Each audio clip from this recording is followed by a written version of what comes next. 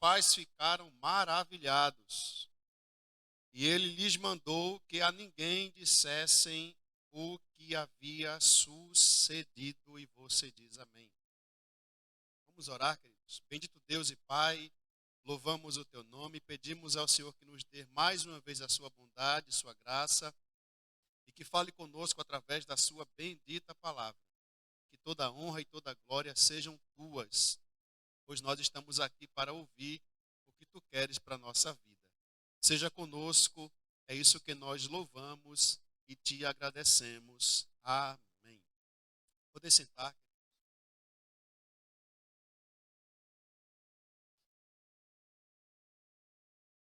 Texto muito conhecido da igreja, texto muito estudado, muito pregado, cantado já em alguns louvores. E esse texto ele vai narrar a conclusão de um relato que está em Lucas, mas que se repete também em Mateus capítulo 9, do verso 18 em diante, e em Marcos, do capítulo 5, verso 21 até o 43. Os irmãos vão ver que neste relato acontecem aqui pelo menos 2 milagres que chamam a atenção de algumas famílias e também de uma multidão que estava próximo daquele acontecimento. O texto nos dá muitas linhas de pensamentos e de estrutura daquilo que Deus quer falar conosco. Algumas curiosidades encontramos aqui nesse texto. Encontramos Jesus determinando que dessem de comer para uma menina que acabara de ser ressuscitada. A gente entende também nesse texto, onde nós lemos, que o Senhor Jesus ele dá uma ordem assim que chega na casa de Jairo. A multidão estava seguindo Jesus. Havia muitas pessoas dentro daquela casa na tentativa de consolar a família enlutada. E quando Jesus chega naquela casa, ele solicita uma reunião mais particular. Ele chama Pedro, Tiago e João, o pai e a mãe da menina, e vão até o quarto onde estava o corpo da menina. Porque enquanto Jesus dizia que ela não estava morta, quem estava tentando consolar a família começou agora a rir, a zombar de Jesus. Então, houve essa necessidade. Poderíamos falar aqui sobre a intimidade com Jesus, que tem coisas que Jesus quer fazer em particular. Mas a nossa intenção, ao ler esse texto, é falar sobre o que acontece nos bastidores do milagre. Porque a gente sabe, se ler o texto, vamos perceber que existem 2 milagres aqui evidenciados. O milagre da filha de Jairo que ressuscita e o milagre da mulher do fluxo de sangue que tem a hemorragia cessada. O texto vai dizer que quando Jesus está caminhando para a casa de Jairo, uma certa mulher toca nas suas vestes. Ela era acometida de uma enfermidade de hemorragia há 12 anos. Gastou tudo o que tinha com os médicos e não conseguia solução.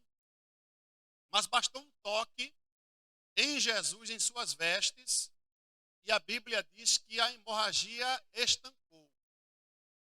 Jesus segue para a casa de Jairo, pega a menina pela mão, levanta e entrega para os pais.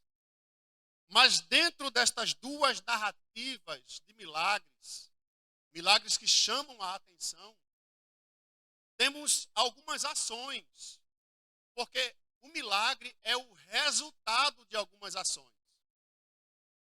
É muito difícil até encontrarmos na Bíblia milagres que acontecem por acaso. É muito difícil. Não vou dizer que é impossível, talvez você encontre algum. Mas a grande maioria dos milagres que a gente encontra registrado é o resultado de algumas ações. Ações de obediência, ações de exposição de fé e, acima de tudo, a ação do próprio Deus, que é soberano. Pastor, e tem algum milagre que Deus agiu por iniciativa dele? Tem vários. O Senhor Jesus chega na beira de um tanque, olha para o homem e pergunta do nada: queres ficar são? Aí o homem começa a lutar com Jesus para saber se queria receber o milagre ou não.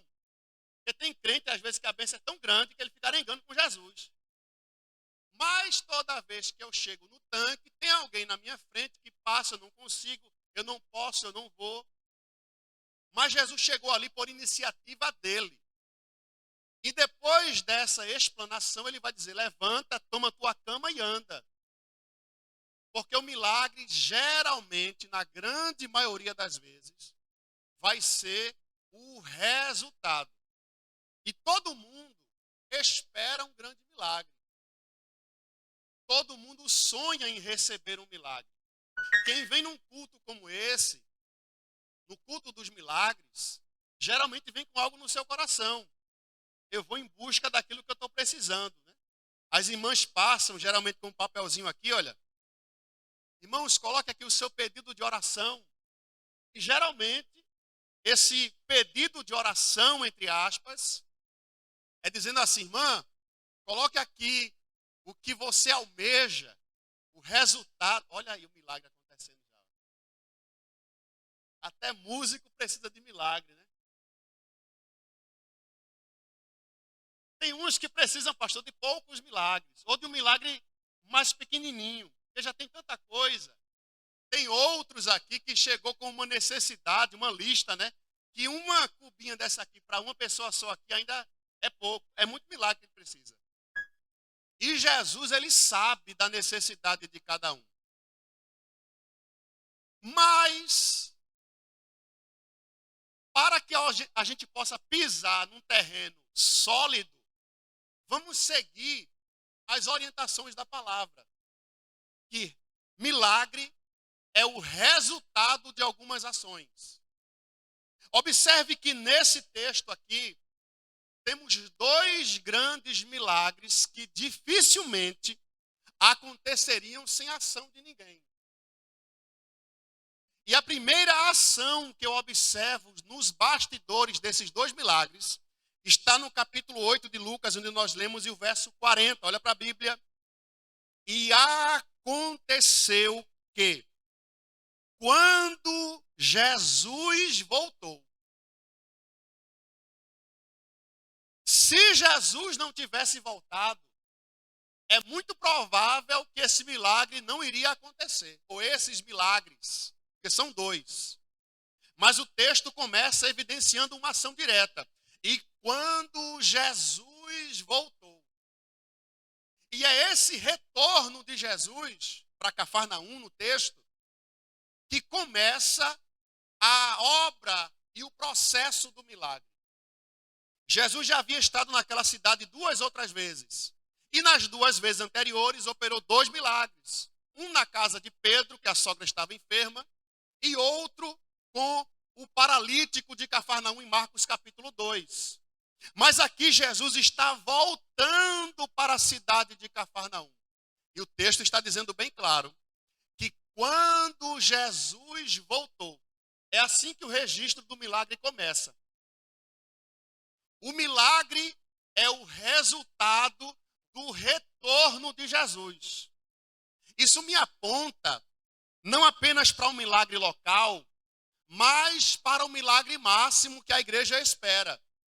Porque por maiores provas ou milagres que a gente receba aqui, a nossa vitória maior está em que Jesus vai voltar.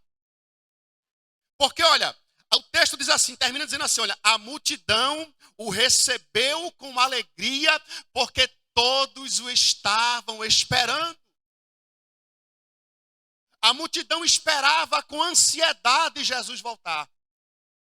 A multidão sabia que aonde Jesus está, milagre acontece. Mas a igreja que vivencia e recebe milagre, espera o Jesus que vem para operar, mas acima de tudo, o Jesus que volta para buscar. E quando Jesus voltou, observe que a multidão estava esperando, porque a ânsia do coração de quem clama é a volta dele, é clamar pelo retorno dele. Esperamos com alegria a volta do nosso Senhor.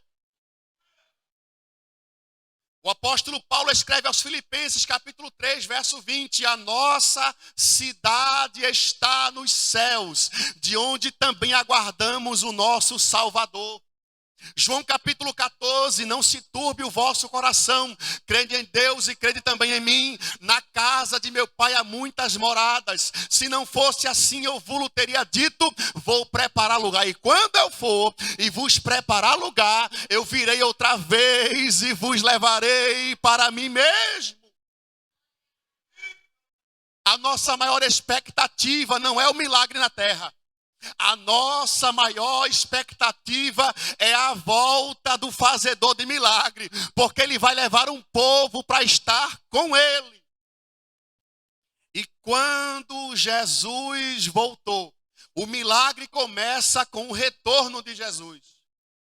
Mas observe que nesses milagres específicos, não foi só Jesus quem agiu.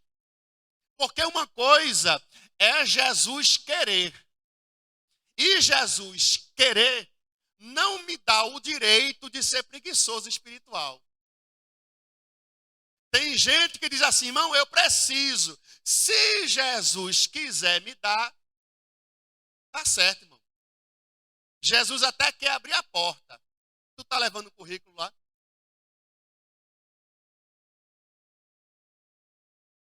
Aquela mulher da dracma perdida queria muito encontrar a dracma. Mas se não fosse o pegar na vassoura e varrer a casa, ela não ia encontrar. Tem gente que quer e confia na vontade de Deus, mas não está agindo em comum acordo com os céus. Jesus faz, mas você tem que fazer a sua parte. Olha o que é que diz o verso 41. E eis que chegou um varão por nome Jairo. Fala assim para duas pessoas, quem quer, tem que chegar querendo. Agora pergunta assim com carinho, tu quer?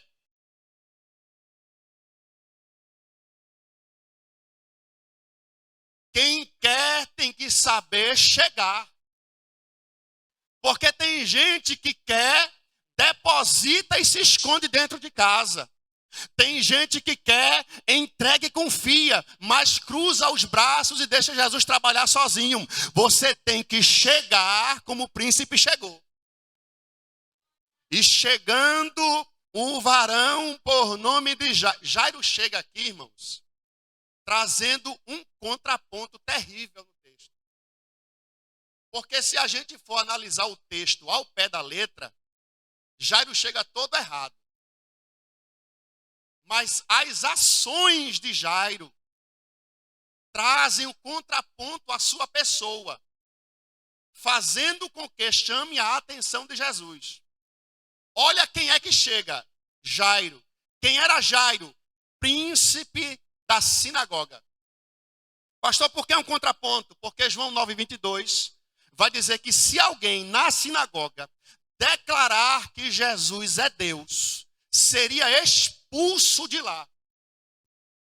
Aí Jairo é o líder da sinagoga. Ele quem dava as ordens para que ninguém chegasse até Jesus. Mas eu conheço um Jesus que quebra coração de pedra. Tem gente que diz assim, olha, eu não vou ser crente de jeito nenhum. Vai passar 1 ano, 2 anos, 10 anos, eu não quero saber de Jesus. Tinha lá no R7, minha esposa conhece aqui, minha sogra também, um varão lá que a esposa dele crente. Ele dizia assim, tal dia você até pode ir para a igreja, mas a semana todinha não vai não. Mas por que eu não vou? Porque eu não quero. Eu não gosto de crente. A mulher ficava presa dentro de casa. Não podia ir para a igreja, não podia cultuar. Aí a irmã da minha sogra, de vez em quando, ia lá para fazer culto na casa dela. Porque o marido era crente, pedra de tropeço. Aí daqui a pouco, acho que foi só o dedo mindinho de Jeová, caiu assim sobre a vida dele, jogou em cima de um leito. quebrou o homem todinho, esmiuçou em vários pedacinhos, aí hoje ela pode ir para a igreja louvar Jesus. Porque Jesus é aquele que muda os corações. Jairo era príncipe da sinagoga, não deveria estar ali. Onde é que Jairo deveria estar? Lá na cadeira da sinagoga, dando ordem, como maioral, ensinando a palavra aos sábados e aos domingos, ensinando as orações da terça. Mas na necessidade, lá vem o varão chamado Jairo, se prostra aos pés de Jesus e começa a adorar. Eu acredito num Jesus que vai pegar crente aqui, viu? Vai surpreender a sua vida. E quem você jamais imaginava ver na igreja adorando, você vai olhar do lado e vai dizer assim: olha aqui que Jesus está fazendo. Olha o que é que Jesus está fazendo. Olha o que é que Jesus está fazendo. Ele vai trazer alguém que não quer chegar-se aos pés dele somente por causa da sua atitude, para mostrar que é Deus na sua vida. A primeira atitude é do Jesus que volta. A segunda atitude é do Jairo que chega. Mas a terceira atitude que eu vejo nesse texto é da mulher que toca. E essa mulher que toca é curioso no texto. Porque o texto começa dizendo assim: ela dizia no seu coração: se eu tão somente tocar nas vestes de Jesus, eu vou ficar curada. Irmãos, se eu fizer assim uma entrevista com vocês, particular, e dizer assim: irmãos e irmãs, cite para mim um milagre. Você tem dois caminhos para percorrer aí para me dar a resposta. Ou você vai para a Bíblia, ou você vai para atos fenomenológicos atuais. Porque tem milagre na Bíblia e tem milagre fora da Bíblia. Por exemplo, estava lá em Brasília com o pastor, e num culto matinal o dirigente pegou o microfone e começou a pregar e contar o seu testemunho. Ele disse: olha, irmãos, eu estava numa prova, porta fechada, faltando tudo. Veio aqui a Compesa, né? Eles chamam de outro nome, a Compesa de lá. Cortou o fornecimento de água. E ele com criança pequena em casa. Jesus, eu não posso ficar sem água. Eu tenho que fazer a minha necessidade, lavar, cozinhar, beber água, tem que fazer alguma coisa. Aí ele foi para o quarto orar. E lá no quarto, orando, ouvi uma voz que dizia assim: vai e abre a torneira. Só que até o cano, lá o pedaço de cano, a Compesa levou. Não tinha como. Mas ele orando, a voz dizia: vai e abre a torneira. Aí ele vai lá e abre a torneira. Quando abre a torneira, sai água. Abriu a torneira da pia, saiu água na pia. Abriu o chuveiro, saiu água no chuveiro. Abriu em todos os cantos da casa onde havia a torneira e tinha água. Foi lá fora comprovar, não tinha cano. Mas quem serve a Jesus, ele coloca água até onde não tem cano. E ele disse: irmãos, eu fiquei 6 meses usando água todo dia, todo momento. Faltava água nas casas ao redor, na minha casa, em 6 meses não faltava água. Quando Jesus abriu a porta de emprego, vai usar água. Abriu o chuveiro. Acabou a água.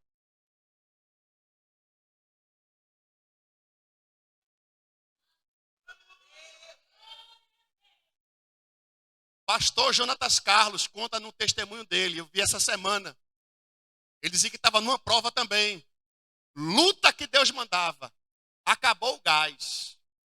Pegou o bujão de gás, levou para o quarto. A esposa dele ficou assim: meu marido está ficando doido. O homem orando pelo bujão dentro do quarto. Aí foi orar.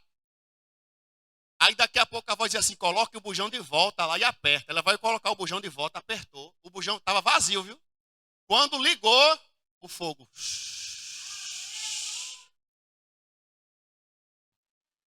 Quase 8 meses com o bujão vazio e dando fogo. Porque Jesus faz milagres que você nem imagina de onde é que vem. Aí agora eu volto para o texto, porque milagre a gente lembra do que alguém contou em testemunho. Milagre a gente conta do que a gente leu na Bíblia, mas eu olho para essa mulher aqui, o registro é com ela. Ela dizia assim: se eu tão somente tocar na sua veste, eu ficarei curada. Aí eu vou perguntar para essa mulher numa entrevista, vem cá no podcast: quem foi que você ouviu falar que tocou na veste de Jesus e recebeu alguma coisa? Ela responderia: ninguém. Eu perguntaria a segunda pergunta: em qual versículo da Bíblia você leu que alguém tocou na veste de Jesus e recebeu alguma coisa? Não tem na Bíblia. Tirou isso da onde? Milagre tem duas fontes: ou fenômenos ou escritura. De onde é que você tirou que alguém tocando na veste de Jesus ficaria curada? Não tem fonte. Porque a fé, presta atenção aqui, viu? A fé que gera milagres trabalha no campo daquilo que é inédito e impossível. A Bíblia aponta para o Deus do impossível. Mas eu creio no Deus que é do impossível e no Deus que é das coisas inéditas e surpreendentes.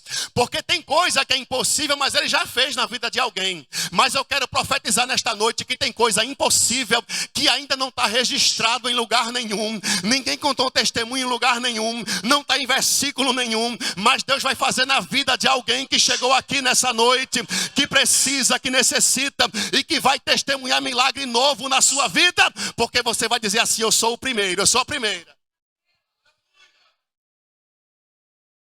Mas pastor, Jesus já fez isso alguma vez na Bíblia? Coisa nova, fez demais. Que a gente prega na Isaías 43, eis que faço uma coisa nova. Mas ele fez aqui em João capítulo 9. Veja na sua Bíblia aí. João 9:32. Jesus chega na cidade e está lá o cego de nascença.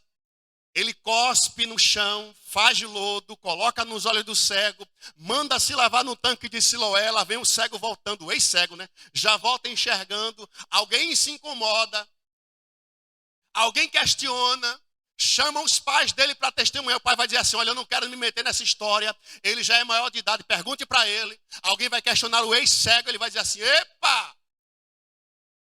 Verso 32, capítulo 9 de João. Ele vai abrir a boca e vai começar a pregar. Era cego até daqui a pouco. Jesus fez um milagre, me virou pregador. Ele vai abrir a boca e dizer assim: desde a antiguidade nunca se ouviu falar que Deus abriu vista a um cego de nascença. Aqui está o primeiro. Eu recebo coisa nova, eu recebo coisa inédita, porque Jesus ainda tem um arsenal de coisas novas que não entregou para ninguém. E quem sabe você vai ser o próximo, vai ser a próxima. Aleluia, aleluia. A ação do Jesus que volta, a ação do Jairo que chega e a ação da mulher que toca. Mas eu tenho ainda algumas atitudes para te contar. Jesus, só tem 5 minutos, Jesus. Tira a pilha desse abençoado. Glória a Deus. Jesus opera um milagre na vida da mulher que toca, pastor. Só solta energia, pastor. Aí você vai orar no contador, vai ficar 6 meses sem pagar energia e o culto aqui acontecendo. O senhor crê, pastor? Eita glória. Jesus opera um milagre na mulher que toca. Mas Jesus está a caminho da casa do príncipe que chegou primeiro. E quando chega próximo da casa do príncipe, diz a Bíblia no verso de número 49... e estando ele ainda falando, chegou um da casa do príncipe.